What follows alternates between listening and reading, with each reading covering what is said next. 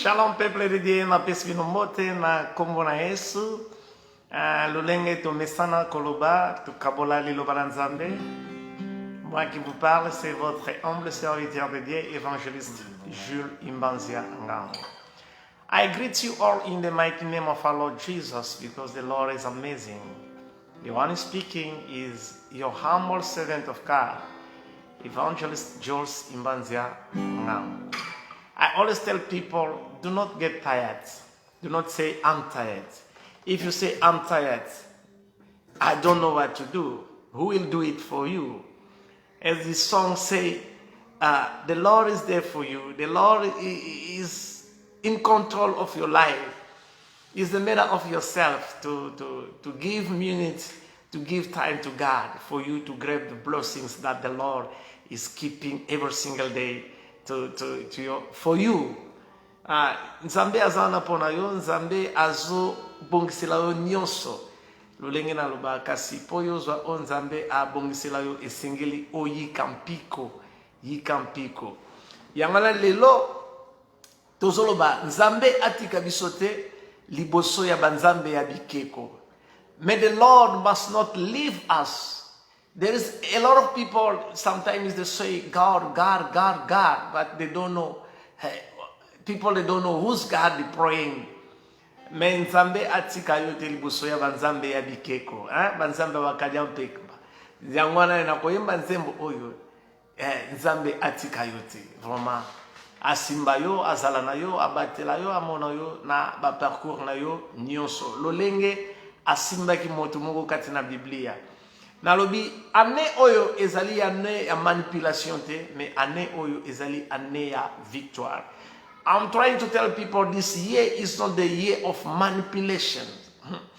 No one must manipulate you. Only the Holy Spirit must manipulate you. Hallelujah, the Lord is amazing. Oh, when I will sing this song, be connected. Tant nazo imanzemo o zala connecté na Nzambe vraiment et vous allez esengo makasi. Elo memo bali. Papa na bana yoko sakate.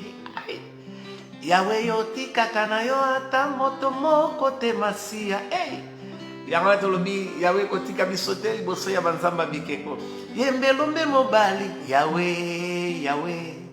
Yawe kotika bisote liboso ya banzamba bikeko.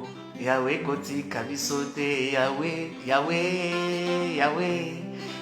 kotika bisote liboso ya banzamba bikeko. Yawe kotika bisote. Jamais Nzamba tika liboso ya banzamba bikeko ya bakadia mpemba. Yawe kotika bisote liboso ya banzamba bikeko. Yawe kotika yembelo mbemo bali. Yawe kotika bisote liboso ya banzamba bikeko. Yawe kotika bisote. Oh, Yesu azamalamu jamais atika yo. Olobaki na Moise yebisa banani Israelae basala banzambe mosusu te liboso nanga. Yango nasengi yo Nzambe yombatelanga na banzela nanga inyonso. Yawe yo yembelo mbemo bali.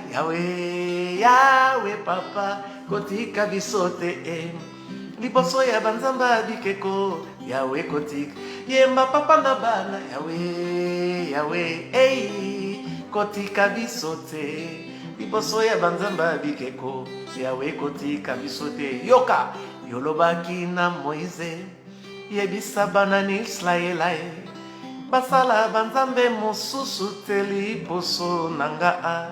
Yango nga nasengi yo Nzambe yombatelanga na banzela nanga nyonso. Yawe yo kambanga. Yesu azamalamu aza vraiment bolingo ya motu ya vraiment. Mama Elize Lianja, mama Nzamba mona yo. Pona nini biso bato ya mokili toko sangisa banzambe. Pona nini biso bato ya mokili toko sangisa banzambe. Makomi elobi ete Nzamba zali semoko oyakela likolo na se yende nzambe na bikamwa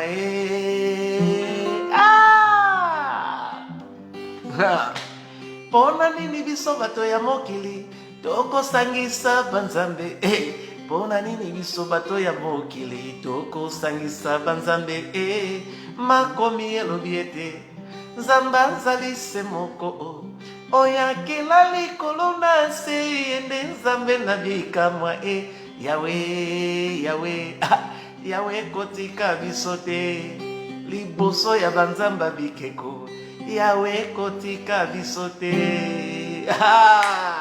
yebisa nzambe atika yo te liboso ya banzamba bikeko jamais atika yo Pona nini biso bato ya mokili tokosangisa banzambe Pona nini tolingi kosangisa banzambe En tout cas napesi mama Elise Mbote napesi mama na ngai Raisa Pindi napesi Mbote napesi mama Priska Kasongo napesi Mbote ba mama Mireille napesi bino Mbote Mireille Kalonji pona nini te bana nyonso ya Annonce des Anges napesi bino Mbote na kombo na Yesu Lelo ezali mokolo kitoko. Today is the beautiful day we need to listen to the word of God.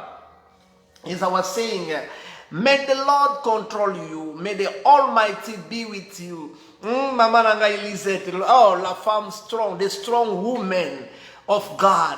May I was telling people, no one must manipulate you. May the Holy Spirit manipulate your minds. When the Holy Spirit is manipulating you, you will grab all the promises that the Lord is keeping years and years for you. So King Zambe, to Saint-Esprit est manipulé ba pensée na yo, ezali vraiment yamotuya ozwali pamboli oyo Nzambe ya bomela. Yangal tozo sangisa banzambe, pona nini biso ya batu ya mokili. Tozo sangisa banzambe makomi elobi ete Nzambe azali kaka se moko oyakela likolo na se yende Nzambe na bikamwa waneza banzembo oyezoya bokoyoka yango mbala na sima let us pray in Jesus name to sengeli ko sambela nanu ya mote na kota na topic na biso ya pas de manipulation cette année nalobi année oyo muta manipuler yote contrôler territoire na yo na kombo na Yesu to sambeli éternel Dieu des armées nous te disons merci. Toi qui es le maître des temps et des circonstances. Yahweh, nous voici devant toi encore une fois de plus pour manger la nourriture que toi tu as préparée, Seigneur. Seigneur, sanctifie-nous. Personne ne dira que azali 100% malam. Naebi ete biso nyonso tozali bato na mambemba. Kobana na ba cerveau na biso, na mitema na biso, na nzoto na biso tozali basumuki. Yahweh tomikitisi tomibonzi liboso na yo leka na kolimbisa biso, leka na ko purifier biso Yahweh, sukola biso elombe mobali, sukola biso liziba na bomoi. Po ete tango tozo bele maliboso na yo tolia bile Yahweh, tozala peto Nzambe na ngai. Nayebi ete yo sokoli biso, tango yo limbisa kotalaka lisusu te. Yahweh na moment o tozo bele maliboso ya table na yo po tolia bile na molimo, tika ete yo Nzambe ozwa contrôle ya nyonso. Yahweh na telemeli molimo nyonso koyapo distraire bana na yo. To eyiba eloko moko pensé ya mwana na yo to ambrouiller mwana na yo na telemeli yango na kombo na Yesu oye koya distraire kati na matoi na ye na cerveau na ye na motema na ye na ngonga oyo na dominer Seigneur contre tous les esprits oyo tiela biso liboso na telemeli yango na niati yango na kombo na Yesu ezali na effet éternel des armées makila na yo couvrir biso Yahweh liloba oto koyoka na ngonga oyo eza liloba oyo ko changer bomoi ya moko katina mokolo na lelo kembolo kumu ezonge pai na yo Yahweh yo oyo kosaka te yo olalaka te zwa na lokumu Yahweh zwa contrôle Saint-Esprit kita sala lobela biso na kombo na Yesu amen na kombo na Yesu amen amen amen comme je disais là na lobaki boyeke que personne ne te manipule no one must manipulate you for his own interest, pour un bénéfice naïe. La manipulation, c'est quelque chose oezo bomabatu ebele. Ignorance. Tolingi kaka mutu moko abando yebisa ondenge ya kosala sans penser que Dieu a mis devant toi un vrai chemin. Dieu a mis devant toi un plan, les plans de la prospérité, les plans de la bénédiction, plan oyako détruire yote, plan oyako sunga yo. Dieu a mis ça devant ta face. Dieu a mis un plan devant toi. L'Éternel a mis un plan ya kitoko. Lokole comme même na mokanda ya Genèse, na mokanda ya Jérémie plutôt. Nzambe a un plan, le Dieu a un plan pour tout le monde. Le plan de la prospérité et non de la destruction. Dieu a mis un plan devant toi. Si yo olo sale la plan na yo, mais ozotika moto mosusu a manipulé pour son propre intérêt. C'est très grave les enfants de Dieu. Nous sommes beaucoup na ba erreur moko na ba ignorance toza komiye bate ba oyo tozali.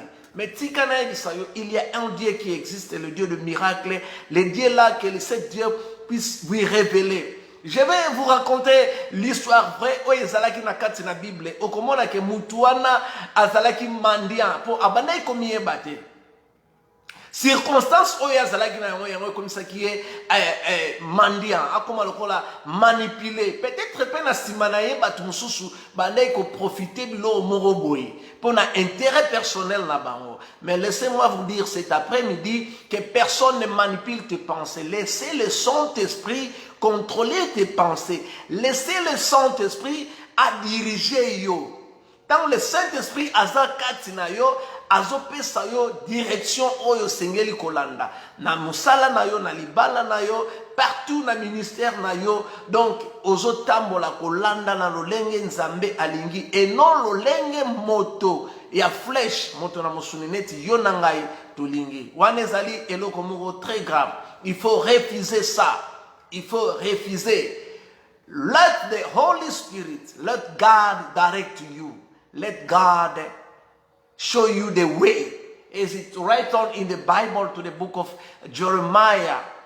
Na mokanda ya Jérémie totanga ngo Dieu a un plan ya kitoko pona yo na ngai. Mais tozo yebate pona ni tozo kobunga nzela. Nalina isaona na après-midi na lelo ya kobungisa ngonga te ya distraction te. Je vous amener quelque part dans la Bible. Et histoire oyo échanger pe façon na yo ya komona, façon na yo ya koyoka, façon na yo ya kokanisa, to façon na yo ya kosala. Que cet après-midi ezala vraiment après-midi moko ya réflexion. Ça dépend de l'heure oyo ozolanda message oyo. Ce qui okei na mokanda ya Jean. Dans Jean chapitre 5. Na Bible na nga ya Kingereza balobi nini? The healing of the pool of Sabbath. Guérison oyo esalamaki liboso ya liziba. O biso toba liziba ya Bethesda. La guérison moko esalamaki. Toyebi histoire wana. Un homme qui a été paralysé. Un homme ne marchait pas. Un paralytique, cet homme ne marchait pas. Cet homme dépendait des autres. Batouana peut-être bandai koya ko aider na tongo ba yeko tika na liboso ya lizibana ya pulwana pour après avoir batu commandé batu ba kabela ba pesa ye peut-être bandai ko sunga bango. D'autre part circonstances o azalaki na yango et comment il manipuler les autres na ye. Na ebite circonstances nini oyo zoleka na nzoto na yo. Problème nini oyo za na wezo sala ke batu ba manipuler yo. Laissez-moi te dire que personne ne te manipule, que le Saint-Esprit seul, l'Esprit de Dieu, Dieu qui a un plan merveilleux pour toi, que ce Dieu-là te conduit et ce Dieu-là te manipule. Personne d'autre. Non, ezala papa na yote, maman na yote, ba no côté, banani te, yo na Saint-Esprit. Po obuka mbuma oyo ozozela. Na kotanga na mokanda ya na lobaki na bino Jean chapitre 5 na verset na yango 6. Nazoke directement po na ngonga. Kuna ezo yebisa biso nini? Nga naza na Bible ya Kingereza nazotanga. When Jesus saw him laying there and great that he had already been there a long time, he said to him, "Do you want to be healed?" Tango Yesu Kristu amonaki yoka ebandi kitoko ntango Yesu Kristo amonaki ye alalaki wana to avandaki wana et ayebaki déjà citation na ye po mutu wana bandeki koya déjà depuis kala Jésus ayebaki déjà citation na ye Jésus atuni ye question moke do you want to be healed olingi obikisama olingi ozwa lobiko. The sick man answered him, Sir, I have no one to put me into the pool when the water is streaming up. And while I am going, another step down before me. Mutu oyo lobi nazali na moto moko te oyo akosunga ngai tango angelu na nzambe akoya kitana mai akitana mai oyo po abwaka nga na mai nazwa lobiko. Tango nazolinga na meka na kende moto mosusu azotambola likolo na ngai. Wow! Laissez-moi te dire, Jésus connaît ton problème. Quelle que soit sa durée. Quelle que soit la duration de ya problème na so dire ya problème na yo, Yesu ayebi yo malamu. Ce Jésus là ne peut jamais vous abandonner. Jésus te connaît très bien. Na problème ozanango oye wumeli bane de bane. Peut-être omeki yo moko na kimusuni. Ozokokate. Tant yozo meka batu mususu bazoya bazo manipuler yo bazo pesa ba conseil ya mabe pona ba intérêt na bango propre. Tant ozolinga o avancer batu bazoya ko étouffer yo ole ozwa belipamboli na yo ozozwa lipamboli na yo te pona nini étouffement eleki. Nani aza ko étouffer yo na vie na yo? Nani oyo atelemela vie na yo? Nani oyo atelemela mariage na yo? Nani oyo atelemela musala na yo? Il faut yebe ennemi na yo. Soko yebe ennemi na yo te ça passe. You must know your enemy. You must know who you're fighting with. You must know, you have to know who's who next to you. Maybe somebody stepping in to your marriage. Maybe someone is stepping into your job. Maybe somebody is stepping in to your sickness side. Maybe somebody is stepping in to control you. Hey, nani azo manipule yo? Mutu oyo azalaki manipule. Mutu oyo azalaki manipule. Babimisi na tongo baye na ye place wana batiki ye. Na pokwa baye kozwa ye. Je te pose la question de savoir qui est en train de te manipuler. Na ba citation de choses aranango. Jésus connaît ton problème depuis longtemps.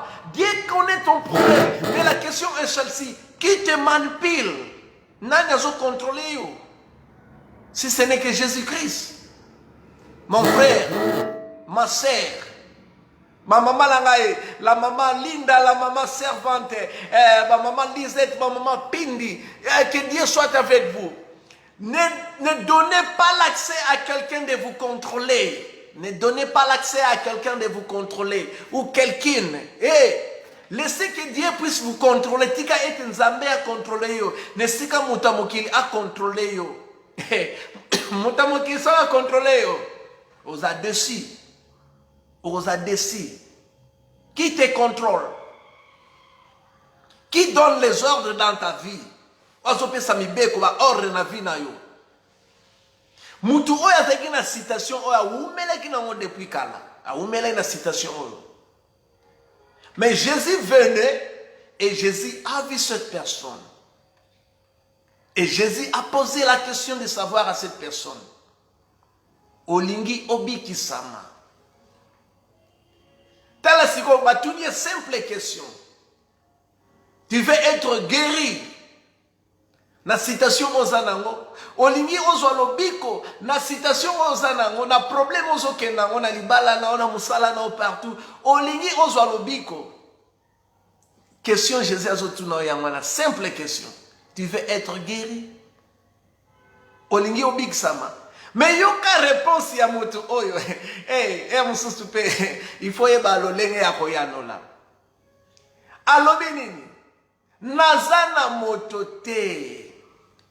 moto te oyo akoki ko ede ngai abwaka nga na mai etango angelo azoya pour nabika.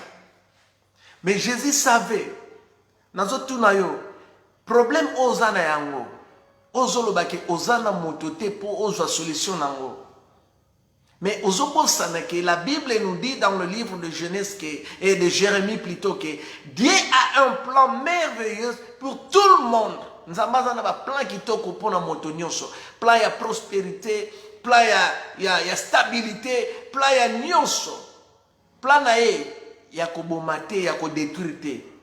Mais asala yo ozala roi, ozala reine, osepela na bomengo. Yo okimela kanani tango sana problème ba difficulté okimela na moto na mokili. Est-ce que moto na mokili akopesa vraiment vraie solution ya vie na yo? Je ne pense pas. Akopesa yo ndambo ya solution ya vie na yo, mais akopesa yo sote ndenge nzamba apesa yo. Yana lobeki que personne ne te manipule. Yo tango sana problème na yo na ndako na yo otiki na yo moko na esiko vando zwa solution okimi okepa mutalibanda oke solana mutu ana oyebi makamwelekeli ngana mobali nanga tobundaki ngana mobali nanga tozaki bo oyebi makamwelekeli ngana bakuze na ngai ngana ozo pesa accès na mutu mususu apesa yo ba idée ya eloko mususu okutu ya sengelaki ayebate. La Bible nous dit le linge sale se lave en famille. Pourquoi ne pas se réconcilier? S'il y a quelque chose qui ne va pas dans la famille, bo vandi, bo sololi yango, kati na famille, bo trouver solution. Pona ni balobelara dialogue. Pona ni balobelara amour. Pona ni balobelara paix. Pona ni balobelara la joie. Pona nini? Hein? Yozo kimele pa mutu. Oyebi makutu. Mubali nanga kutu. Mama nangai. Ngali fona bima nanda kwana. Ngali fona salabwe. Ngali ma sœur. Keba.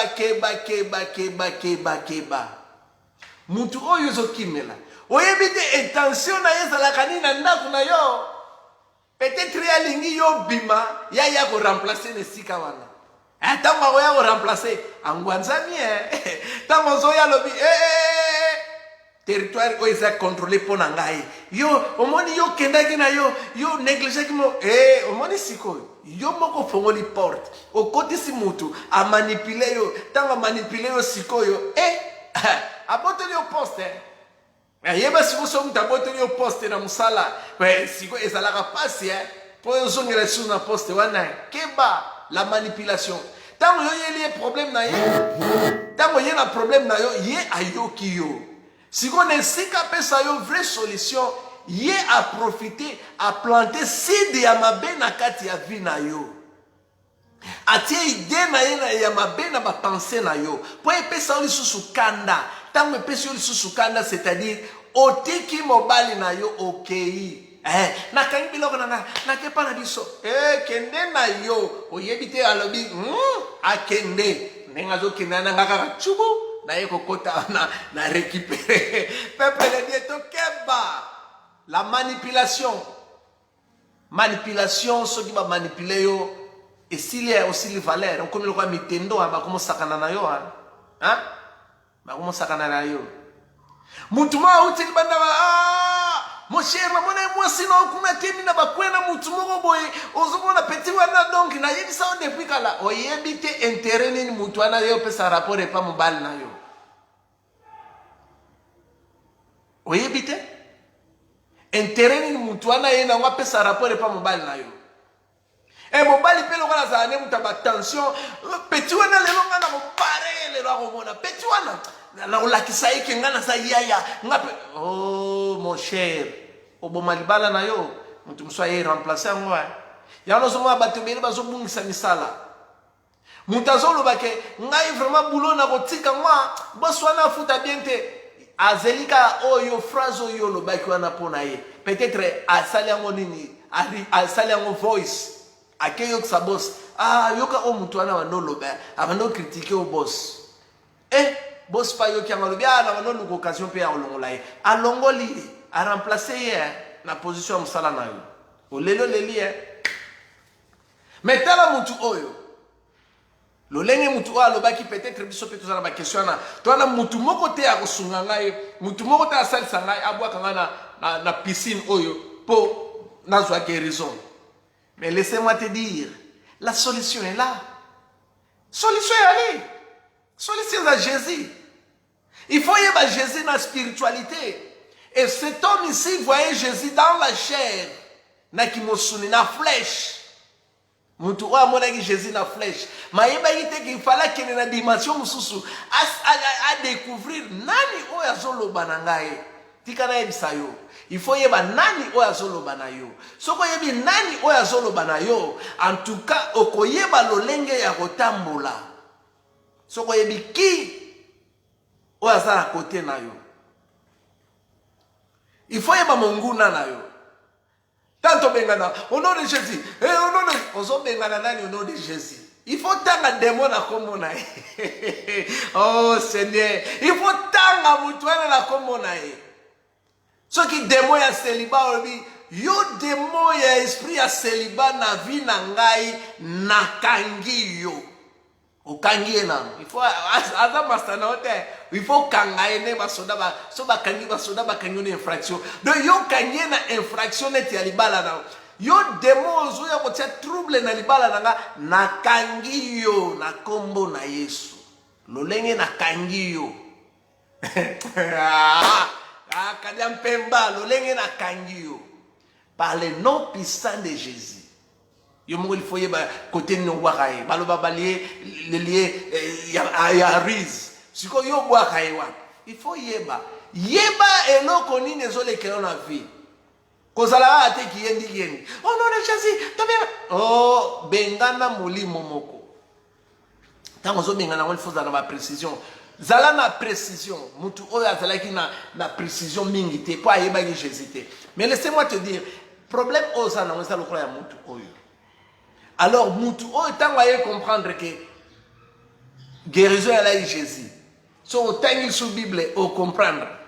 Jésus lui a dit ayeb saki tant va comprendre que mutu atambola raté pe mutu ayebisi nazana mutu te ya ko edenga soki na lina kende liboso mutu moko a rapidité li avant ngai. Na ebite na rapidité ayiba ba bénédiction na yo. Peut-être yoza na plan moko ya kitoko zobongisa pour na fitir na yo mais tellement koza pia ozo yebisa mutu nyonso mutu wana zo akoyiba ba plan na yo pour na intérêt na ye pour na bénéfice na ye pour ye avancer.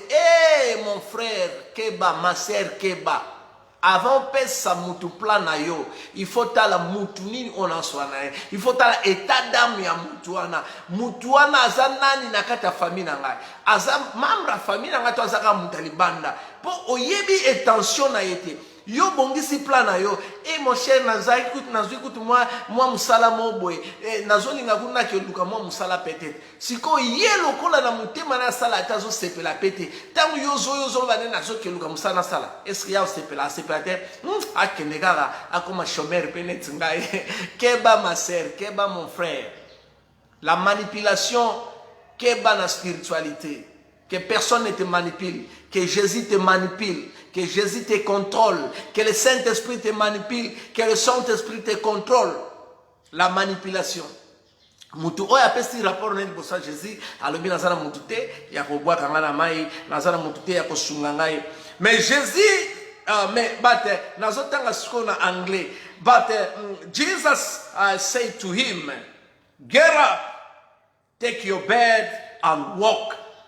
And at once the man was healed, and he took up his bed and walked. Jésus alobi na yo boye. Na problème oyo zanango. Na problème oyo ba solution nango te. Na ba situation oyo zalaka na yango wano yebite ndeni ya ko trouver solution nango. Tika na yebisa yo. Jésus azo yebisa yo. Telema zwa mbetu na yo telema zwa ba problème wana nyonso telema na yango bunda bitumba telema stand up telema mon frère telema ma sœur yoza queen, yoza king ya famille na bino. Telema, ma sœur, na lobi bien, telema. Na ba problème oza nango. Jésus a lobi, prends ton lit et marche. Zwambetu na yo, kanga bisaka nyonso oya ba neo eleki, depuis koko na biso aloba, depuis ba noko ba, na edisio, esila na kombo na Yesu. Baloba, esili, oyesu anete ke, otambola na ba pense ya batu moko boye na mitu na yo. Kotambola na ba pense ya moto moko te.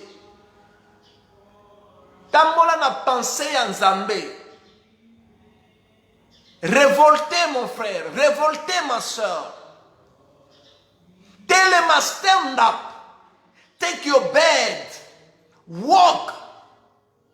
Don't allow anyone to come to control you. But let the Holy Spirit, let Jesus Christ to come and to control you, to manipulate you. Instead of the people of this world, they may manipulate you. Tell them to you. Zwaba ma problème na onyo so telema na yango lokola Jésus alobi na yo zwambetu telema walk telema petambola na kombo na Yesu citation oyo tieke like pa na bato enough is enough le temps est venu ya kozwa full responsabilité na yo. The time is arrived for you to take the full control of your life. Don't see what happened couple of years. This is the past. This is 2021. Kotala te o eleka ki ba ne eleki o tozali 2021 ane mususu kaka na janvier awa zwa décision ya vie na yo na lingi te penser ya mutu moko manipuler nga na lingi te penser ya bakoko na nga na lingi te penser ya batata mwasi na lingi te penser ya banoko na lingi te penser ya bakamarade na lingi penser ya Jésus et manipuler ngai. I don't want people to manipulate me, my ancestors, my friends, my cousins, my relatives, whosoever. But let the Holy Spirit, let the only Jesus to manipulate you, to control you, to give you direction of your life. Don't give access to people to come and benefit. End of the day, they leave you like that. Kotika te mutu aya a bénéficier pa na yo ka boy pa aya tiki yo bongo. Pour l'intérêt personnel. The time is come. Ngonga ekomi ebelemi. Ce que ça vraiment na Nzambe. Boya manipulation. Boya manipulation na kombo na Yesu na zoba. No one must manipulate you. Only the Holy Spirit. When this man did understood, tant mutu oya comprendre que oya saki penenanga na za solution. Atalela ki suba tute. Oye, suke comme histoire. Et comme histoire, oye, suke comme histoire. Histoire pour l'année, comme témoignage. Mais je veux que toi tu puisses témoigner, que Jésus puisse prendre full contrôle. Jésus puisse contrôler ta vie dans son entièreté. Tant que Jésus a contrôlé la vie, na nyonso, na ndimi que changement mokoya, on peut témoigner qu'il y a un Dieu qui existe. Si toi tu n'as pas encore compris, c'est-à-dire,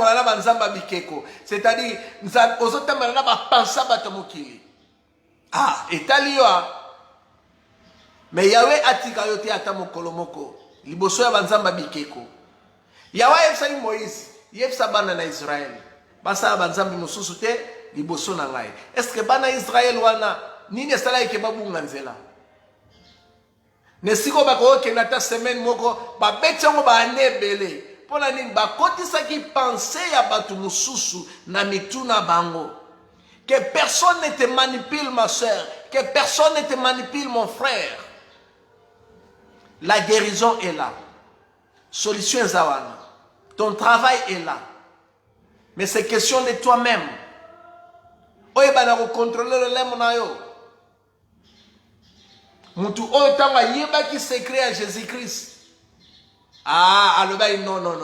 Laissez-moi venir auprès de Jésus. Laissez-moi venir afin qu'il puisse me donner la solution. Et Jésus a fait ce qui est solution. A epsi zwambe tunayo tambola. Nazo epsa mutumoko zwa citation nyonso oyo okangaka monoko te okeyebisa bato secret na yo. Hey, récupérer yango loba no more telling people my secret. Nakotiebisa lisu bato secret na nga te soki bango bazala baporte ya moyibi ya babénédiction na nga nakangi yango. Nzambe contrôler yango.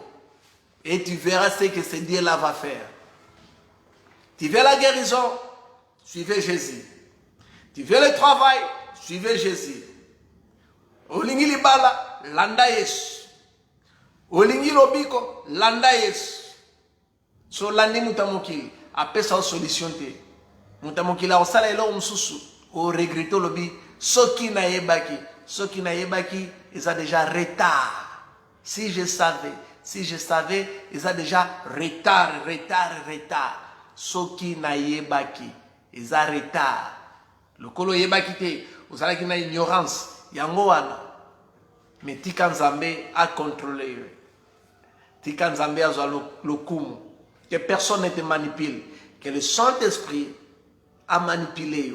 Que le Saint-Esprit puisse te donner la direction. Que le Saint-Esprit puisse t'orienter. Que le Saint-Esprit puisse enlever ce qui est maladie dans ta vie. Que le Saint-Esprit prend contrôle de ta vie dans son entièreté. Sokotiki Nzambe a contrôlé yo. Sokotiki Nzambe a tambusa yo. Okomona.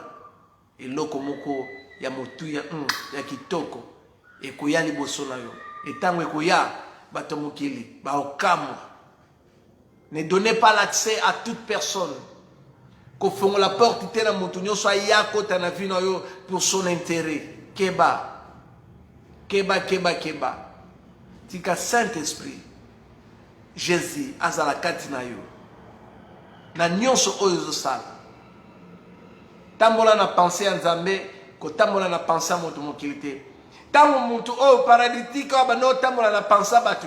Ezaleka babimisi na tongo, bayebwaka ye wana. Bayebi ke tokoya ozwaye, tozongisi na ndako. Abano tambola na pensée ya batu. Azotambola na pensée ya batu. Mais quand il a changé de position, quand il a rencontré Jésus, quand il a écouté Jésus, et Jésus a posé des questions, peut-être pour se poser des questions, mais le vrai Jésus là a répondu. Koutana na vrai Jésus wana na nzela na yo. Ceux qui ozalaki kaka kiwelewele baneleki ozalaki kaka kiwelewele banoko yebate, mais année oyo to bandi ezala année oyo. Au recevoir le vrai Jésus a changé vie na yo. Kutana na ye mutu oya kutana na ye. Ta mutu akutana na ye a changé vie na ye. Et tant vie na ye changé ki et comment un témoignage. Na lingi yo po comme un témoignage. So banoze la musala, so banoze la promotion, so kotale la mutu te, kotale ba no kote ba kokote ba nanite, tale la Nzambe. Dieu a un vrai plan pour tout le monde. Na répété, Nzambe na plan ya kitoko. Pour la montagne, tout la Bible, la Bible à Jérémie. Dieu a un plan pour tout le monde. Plan ya prospérité. La prospérité est offerte. La bénédiction est offerte. Ogo ki mela mote pa banganga. Ogo ki mela mote pa motamokili. Onga Nzambe vraiment Nzamba mona ngati fuba sokola ngana mai ni ba sokola yo. Alléluia. Mai ni ba sokola yo. Si mai amode liloba ya Nzambe. Yekola kotia liloba ya Nzambe kati na yo. Que ce livre de la loi, ce livre de la loi oyo, Bible oyo, et s'éloigner te liboso ya monoko na yo, liboso ya motema na yo. Soko tiango pene, omona, ne mai oyo sokola yo. Mai oyo sokola yo. So le tote liloba Nzambe boy. Po Nzamba sokoli biso. Po to yebe ipola ni to yebi secret sikoyo oyo ezakati na liloba Nzambe. E no mutamukila yebisinga no omoni esa te. Tant on a vendu à comprendre que le Dieu est là pour moi. Le Dieu est là. Ah! Nzambe wa sokoli ngaye. Asalinga ngolu. Yo pe luka Nzambe a sokola yo. Koki mele pa kokote, Alexo na samakolo. Wane zabataya kala.